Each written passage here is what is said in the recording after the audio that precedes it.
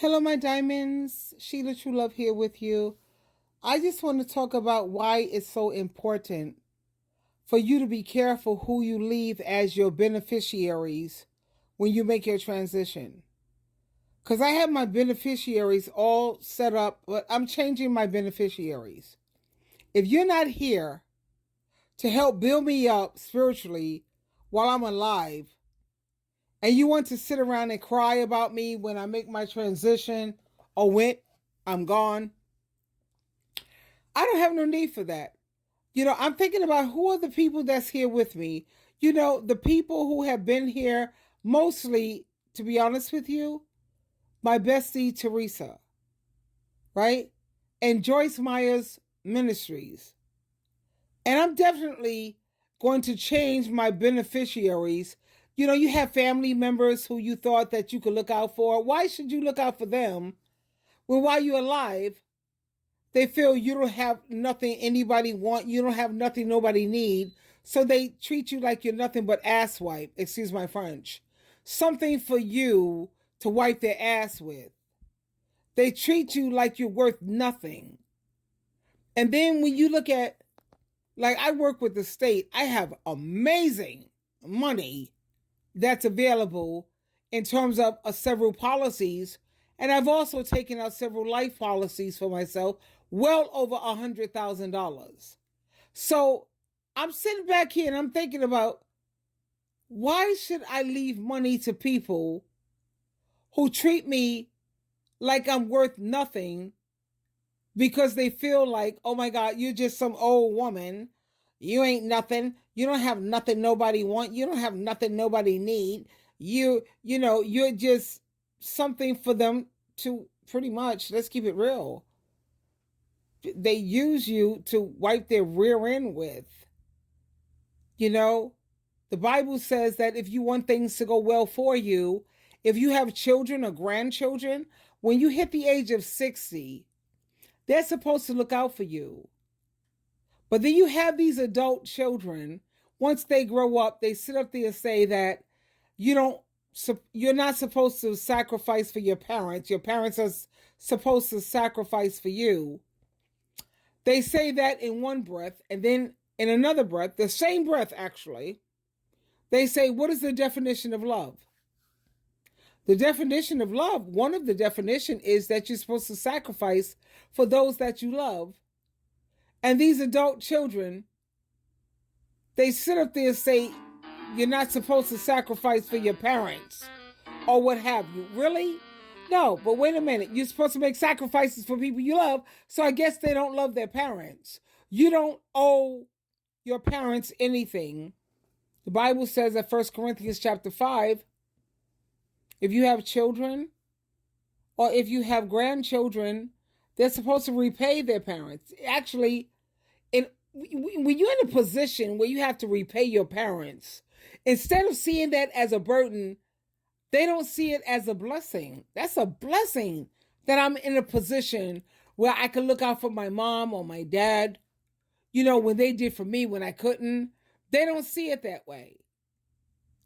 And a lot of times you see a lot of these parents, they make all these sacrifices, and I see it regularly on social media, the internet, the news, where mothers, they're starting to wake up. They're like, oh, hell no. They're calling up CPS. They're giving these kids over to foster care. Oh, yes. I told you. My children, their father said, once my kids was 4 and 5, I think about that a lot. I do. Every day. He was a Scorpio. And Scorpios are very intuitive. They could see a lot.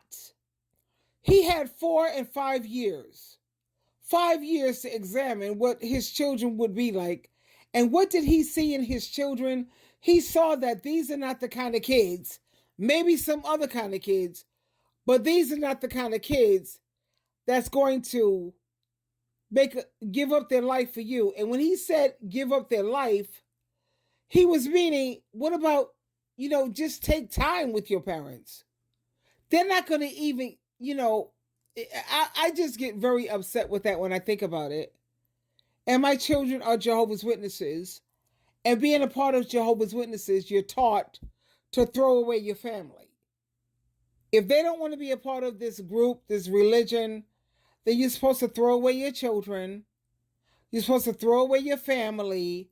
And I think my children's father, he was like hip on the game. He was like way ahead of it. But of course, you know how women are, very nurturing.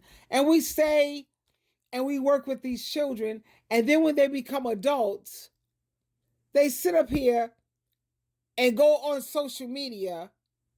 They do everything in their power to tear down your character, to try to assassinate your character. They do all kind of crazy things that they should. If you have problems with your parents who have mind altering substance issues, you're supposed to take that to a therapist or Al-Anon. That's where you're supposed to put that. You don't get on social media to try to tear down your parents, assassinate their character, and try to make them look bad. Because you made decisions in your life. You made decisions in your life. That's my, I ordered DoorDash, y'all. I'm relaxing. It's Saturday. I'm taking life easy. Yes, I am. But, if you have parents who had issues and they were not perfect parents, you don't get on social media and try to tear your parents down. That's what psychologists, family counseling, Al-Anon, that's what that's for. But you have these adult children who they have these unrealistic expectations of their parents. And because their life didn't turn out the way that they wanted it to, they thought they was better than their parents. So if you're better than your parents and your parents made effed up, excuse my French again, if they made effed up decisions, then shouldn't you have made better decisions? And my question is, if you have children, you adult children, tell me something. How often do your children want to spend time with you consistently? What kind of parent are you? Especially for these mothers who had not one man helping them, not two men helping them, they had three men helping them. Okay. So you had all of this financial help because money makes things easier. How did your children turn out? Really? Because you're so much better than your parents. What's up? I want to talk to your children. I tell you this, if I could do it all over again, I would never, ever choose to have children because you have so many parents, mothers, who will sit up there raising their enemies. You're raising kids that's going to grow up and they don't even like you. You don't have nothing they want. You don't have nothing they need. They will kick you to the curb faster than you can smell it, baby. That's right. You don't have a house that you can leave them, or you don't make six figures. You don't have a condominium or a fancy car or monetary or material things, honey. Child, please. You're useless. You're nothing but, excuse my French, I guess. Again, you're ass wipe. Yeah. They don't need you. What the hell you got? I got everything. I got a man now, baby. I got me a ninja. Who the hell needs you? So my point is, when it comes to